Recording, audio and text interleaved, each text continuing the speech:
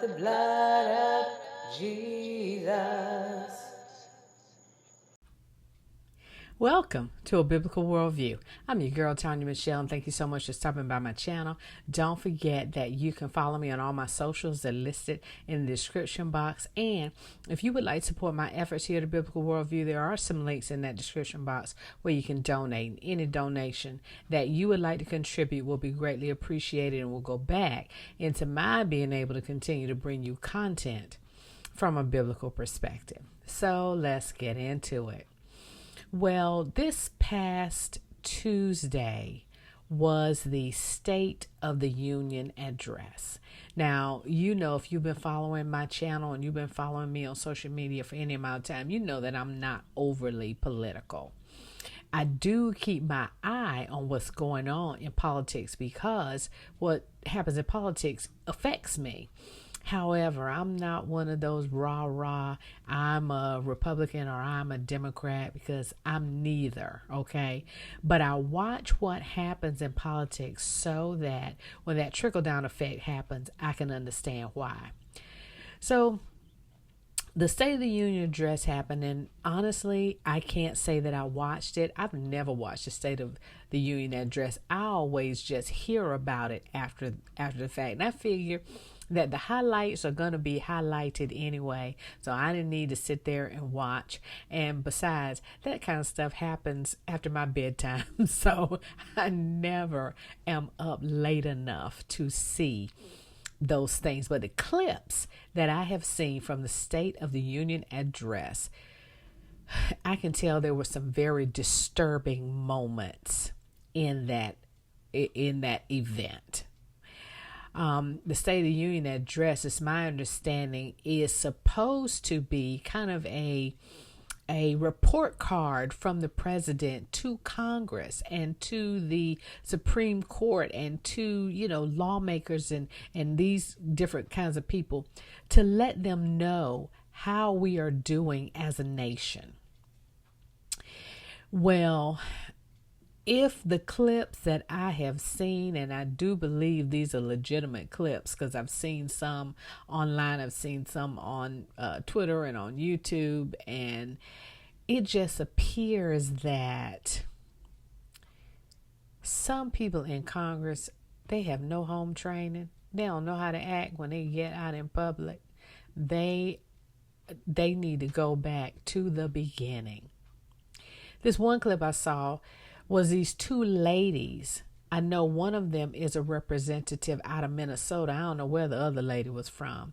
And they were literally screaming at the president while he is making his speech. My jaw dropped because, see, I'm from the era where the office of the President of the United States is to be respected. You may not like the personality who occupies that office, but you do not disrespect the office of the President of the United States. You are just respectful of the fact that this is the president. These two ladies were yelling at him like they were like he was one of their kids, sitting in their seats screaming things like, I think one of them said, "You killed two people," or something like that. She said. The other one, I think she said, "You're a liar, you're a liar." I'm going, are you serious? They are in the middle of what is supposed to be polite society, behaving that way. And the president just kept right on giving his speech, and the louder they got, the louder he got. And he had the microphone, so I don't know why they thought they could out loud him. But he kept right on talking, and I was so proud of him. I was so proud of his not letting them rattle him in that moment. He kept saying what he was saying, just like he would have normally said it. He just said it louder to drown out their voices. I could not believe they behaved that way in quote unquote polite society. Another clip I saw was of the young lady's mother who was brutally murdered, I think on the subway or something in Charlotte, North Carolina, my home state. That lady's mother lost her daughter. Now, little backstory. It's my understanding that this family is Ukrainian. So we all know what's going on in Ukraine. This young lady escaped Ukraine and came to the United States legally and was trying to make sure that she escaped the brutality that was happening there. And what did she do? Came here to meet the brutality that lives in Charlotte Crane, because it's my understanding that the crime in Charlotte is as bad as anywhere. And this young lady was brutally murdered, minding her business, sitting on the subway train. Now, the president acknowledged her parents. And there were people who, when the audience stood and applauded her mother, who, by the way, is still grieving the loss of her child and will probably grieve the loss of her child for the rest of her life. The audience, or there were some people in the audience who did not clap, they didn't stand, they did not acknowledge this grieving mother. Why? Well, we can speculate to the high heels about why. My speculation is that the people who did not stand are the people who are complicit in that young woman's murder, because their policies are the reason why her murderer was on the street in the first place. Never should that man, with the laundry list of crimes that he had committed prior to murdering her, never should he have been on the street. He should have been in prison. I didn't say jail, I said prison. And he should have been in there for a very long time, if not for the rest of his life. And I am so glad that we've passed legislation here in North Carolina that will prevent him from being able to get out again. I am so glad we've passed legislation that will keep people from getting out of jail on these cashless bonds. And I am not a hate-filled person. That is not even the point. But if you commit a crime, punishment should be in your rearview mirror. And you should get the punishment that fits the crime that you committed. And so that young lady escaped war-torn Ukraine to come to war-torn Charlotte and lose her life. Oh, I just get angry when I think about it. And it's interesting, and I'm going to get back to the State of the Union address, but it's interesting about that young lady's murder.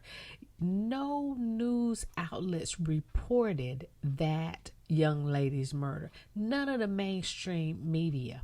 Now, if she had been a highly melanated young woman and a very less melanated man had done the same thing to her, oh my goodness, they would have burned down Charlotte. There would have been vigils all over the place, from California all the way to North Carolina. They would have been erecting statues in her likeness. But because it does not fit the narrative of the mainstream media, because her skin was too light and her killer was too dark, nobody picked up that story. That story wasn't even made public until it came out on social media. And I'll be willing to bet you even right now, and I don't know because I don't watch the news. I haven't watched the news in easily 30 years. But I'll be willing to bet you, even right now, that no news outlet has touched that young woman's story. I'll bet you. But anyway, back to the State of the Union address. The other clip that I saw, and I saw several, but this was the other one that was just really disturbing to me. The president went on about America first and about protecting Americans first and about doing things that would protect American citizens. And he asked everyone to stand who believes that Americans should be protected first. Do you know that there was at least a third of that room, maybe closer to half of that room, who did not stand? Excuse me? How are you not going to stand for protecting Americans first? If you don't believe that you should protect Americans first, that Americans should be your first priority, you actually should not be serving in American government, because the American government is actually supposed to be of the people and for the people.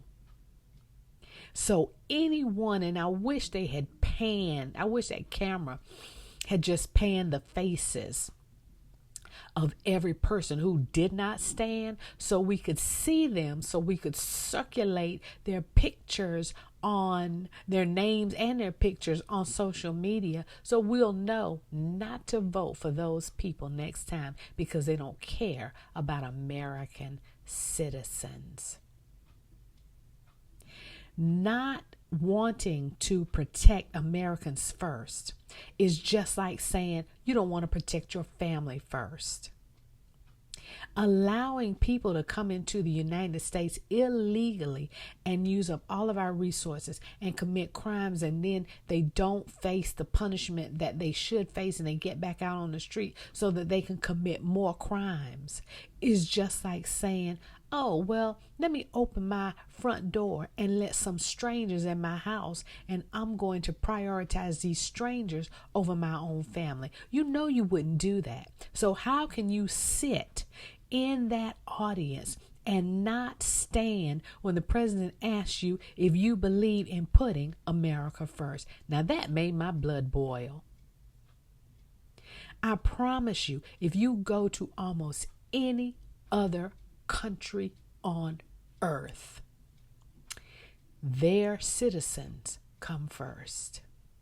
My daughter went to Thailand. It's been, I think it was about 3 years ago now. And she even talked about how the Thai government makes sure that foreigners, people who are not Thai, people who are not citizens, do not get to start businesses, get jobs, or buy homes in front of the Thai citizens. If you go over there and you start a business, or you get a job, or you buy a house, you better believe you've gone through the ringer before you get to do that, because their government believes in taking care of their citizens first.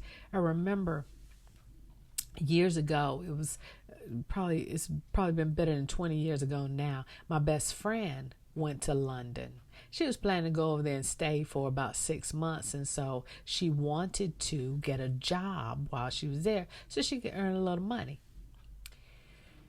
Well, she had to physically send her resume to a friend ahead of her arrival, because she said if she went into Europe, anywhere in Europe, with a resume on her and she wasn't a citizen, she said they would have never let her through customs. They would have turned her right back around. Why? Because they take care of their citizens first. It doesn't seem like rocket science to me. It shouldn't be an issue. American citizens should come first in, hello, America. And so that clip, oh my goodness, that made my blood boil. I tell you what. So that State of the Union address, and there were a couple of other clips I saw that were annoying too. And I just got to the point after I saw the one where people didn't stand for American citizens first. When I got to that one, I was like, you know what? I better go ahead on and get off social media because I'm trying to have a good day today. And that could ruin my day. So those are my thoughts on the State of the Union address. What are your thoughts? Did you see these clips that I saw? If you did, leave some comments in the comment section. I would love to know what you think. Am I off base by thinking that Americans should come first? Am I off base by thinking that the young lady, I can't remember her name right now, I'm so sorry, but the young lady who was murdered on the subway in Charlotte, am I off base by thinking that people should have at least acknowledged and shown some compassion to her parents who are still grieving the loss of their daughter?